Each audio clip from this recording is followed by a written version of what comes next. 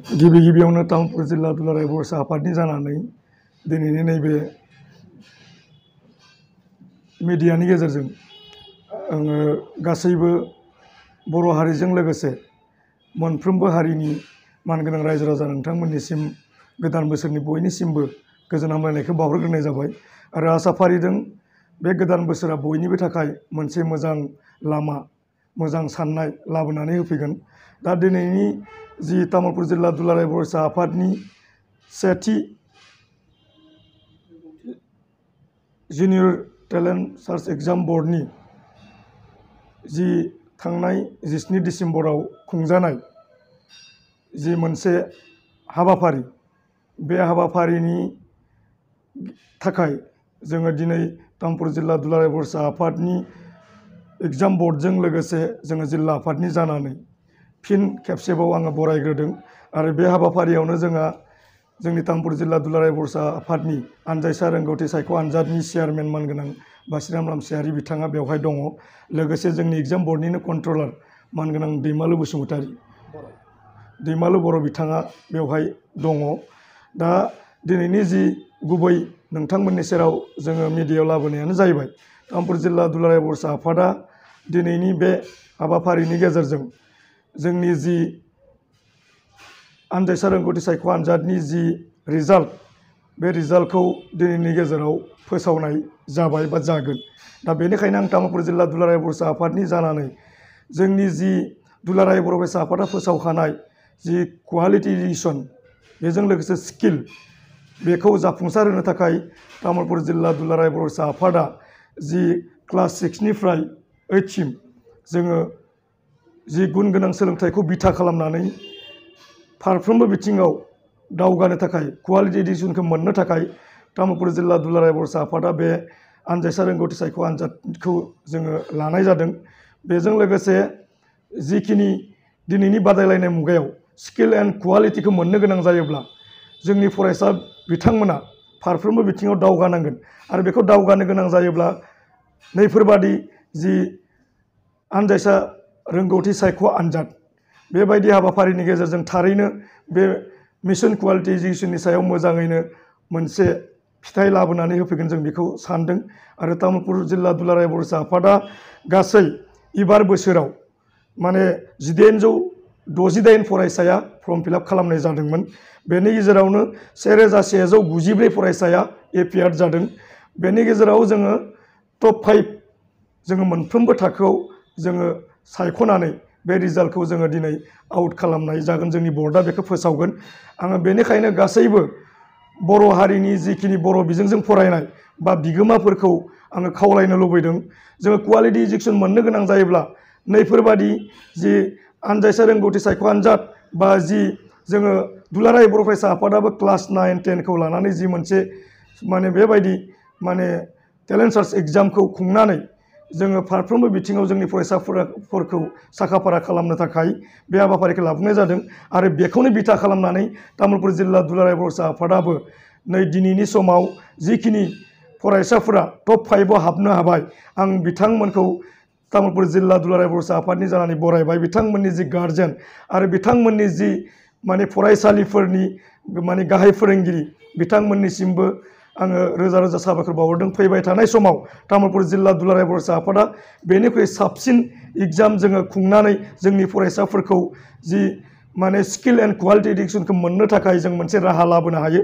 बेयो मोनसे जोंनि थांखि आरो बे थांखिखौनो लानानै तामुलपुर जिल्ला दुलाराय बर' आफादा बे आनजायसा रोंगौथि सायख' आनजादखौ जोङो खुंनाय जादों आरो आङो तामुलपुर जिल्ला दुलाराय बर' आफादनि जानानै नोंथांमोन गासैनिसिमबो बे मेसेजखौ होनो मोननानै आङो गोजोननायखौ फोरमायदों आरो दिनैनि जि गुबै जोंनि प्रेसनि गेजेरजों जि फैनानै बाथ्रा बुंनाय आङो तामुलपुर जिल्ला दुलाराय बर' आफादनि जानानै नोंथांमोन गासैनिसिमबो साबायखर बावनानै आंनि जि बरायनायजों लोगोसे माने जि मोनसे बयनिसिमबो जि बोसोन जोंनि फरायसाफोरनि थाखाय आरो बेजों लोगोसे मोजां सोलोंथाइ मोननो थाखाय जिखिनि फिथाइ लाबोनानै होफैगोन आङो बेखिनि बाथ्राखौनो बुंनानै आङो दिनै नोंथांमोननि सेराव मोनसे मेसेज हिसाबै होनाय जाबाय।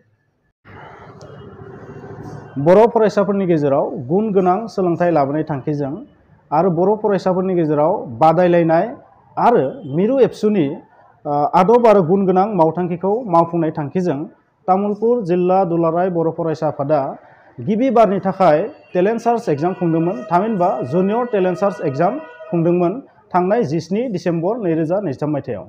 आरो बेनि जि रिजाल्ट फिथाइ बेखौ दिनै आङो बर्डनि जानानै थामहिनबा Tamulpur district junior talent search examination बर्डनि जानानै आं फोसावनो सानदों।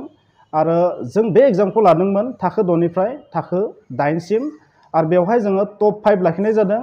आरो बै टप 5 मोननो हानाय फरायसाफोरनि मुंखौ लोगोसे आङो बिथांमोननि नम्बरखौबो बुंलांनो सानबाय। दिनैनि प्रेस मिटनि गेजेरजों आं नोंथांमोननो फोसावनो सानबाय। गिबियावनो आङो थाखो 6 निखौ फोसावगोन। थाखो 6 नि गिबि मासिखौ मोननो हादों बिन्दिया रानि बसुमतारी। बिथाङा इउएन एकाडेमि कुमारिकाटानिफ्राय आरो बिथाङा मोननो हानाय नम्बरा जाहैबाय 127 नम्बर आरो बिथांनि जौखोन्दोआ जाहैबाय 83.66 जौखोन्दो। आरो नैथि मासिखौ आवग्रिनो हादों दिजिता बर'। बिथाङाबो इउएन एकाडेमि कुमारिकाटानिफ्राय। बिथाङा मोननो हानाय नम्बरा जाहैबाय 103 आरो जौखोन्दो हिसाबै बिथाङा मोननो हादों 68.66 जौखोन्दो। आरो थामथि मासिखौ आवग्रिनो हादों सानफुं मोसाहारि आरो बिथाङा हिरिम्बा एमइ स्कुलनिफ्राय। बिथाङा 150 नि मादाव 101 नम्बर मोननो हादों आरो जौखोन्दो हिसाबै बिथांनि जौखोन्दोआ जाहैबाय 67.33 जौखोन्दो। ब्रैथि मासिखौ आवग्रिनो हादों जिरन बसुमतारी। बिथाङा देवलकुसि बाथौ स्कुलनिफ्राय।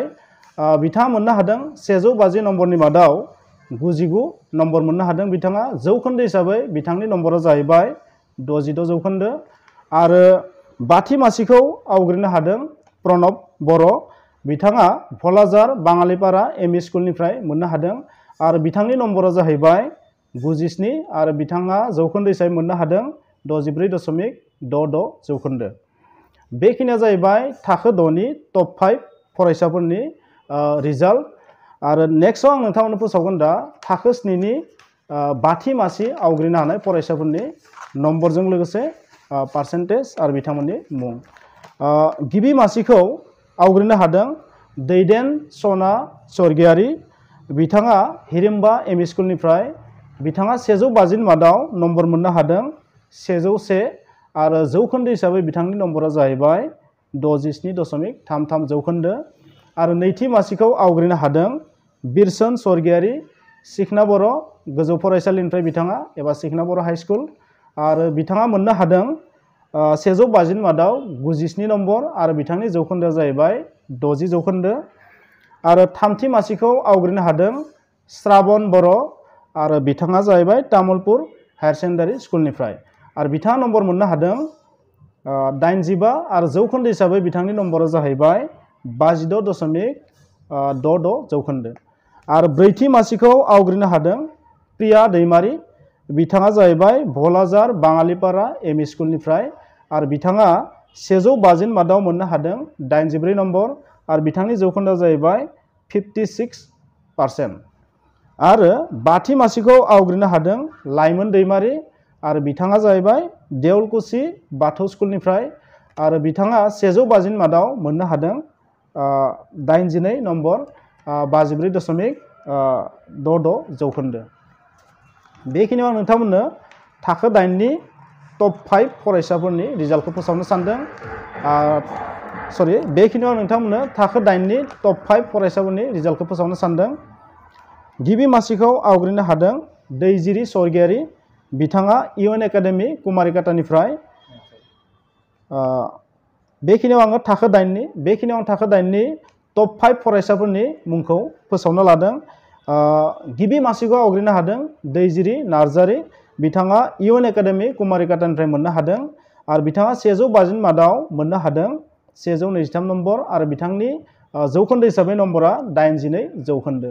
नैथि मासिखौ आवग्रिनो हादों बिनय कुमार बर'। बिथाङा फुंबिलि सोलोंसालि दारकुसिनिफ्राय मोननो हादों आरो बिथाङा 150 मादाव मोननो हादों 109 नम्बर आरो जौखोन्दो हिसाबै बिथांनि नम्बरा जाहैबाय 72.66 जौखोन्दो। आरो थामथि मासिखौ आवग्रिनो हादों बिकि बर'। बिथाङाबो फुंबिलि सोलोंसालि दारकुसिनिफ्राय दारकुसि आनसलिकनि सिङाव। बिथांनि नम्बरा 150 नि मादाव 150 नम्बरनि मादाव मोननो हादों 105 नम्बर आरो जौखोन्दो हिसाबै बिथाङा मोननो हादों 70 जौखोन्दो।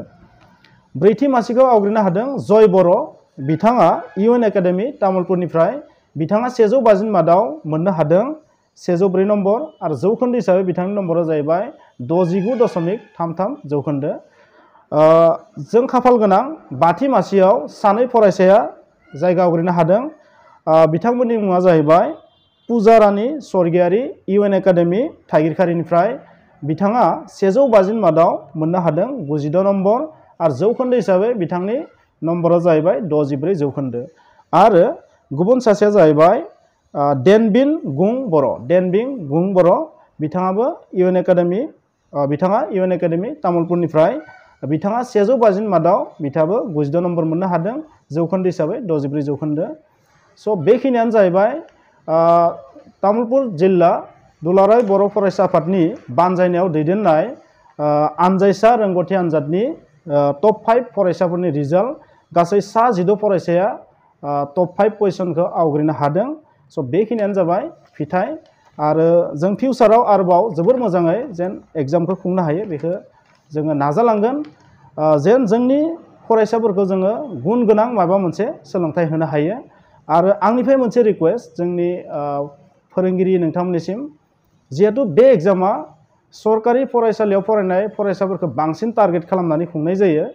बेनिखायनो आथिखालाव जिहेतु गोदान एजुकेशन सिस्टेम फैदो बेनिखायनो बे सोलोंथाइ खान्थियाव एसे क्रिटिकेल थिंकिंनि सायाव बेस खालामनानै कुइसनफोरखौ दानसिगोन होनना मिथिनो मोनदों बा गोदान एजुकेशन सिस्टेमा टटेलि डिफरेन्ट जागोन। बेनिखायनो आसा खालामबाय बे रिजाल्टखौ मोननानै जायफोर फरायसालिनिफ्राय फरायसाफोरा मोनदों बा जायफोर फरायसाफोरा बेवहाय जायगा आवग्रिनो हायाखै बिथांमोना जेन हताश जाया आरो फोरोंगिरिफ्रा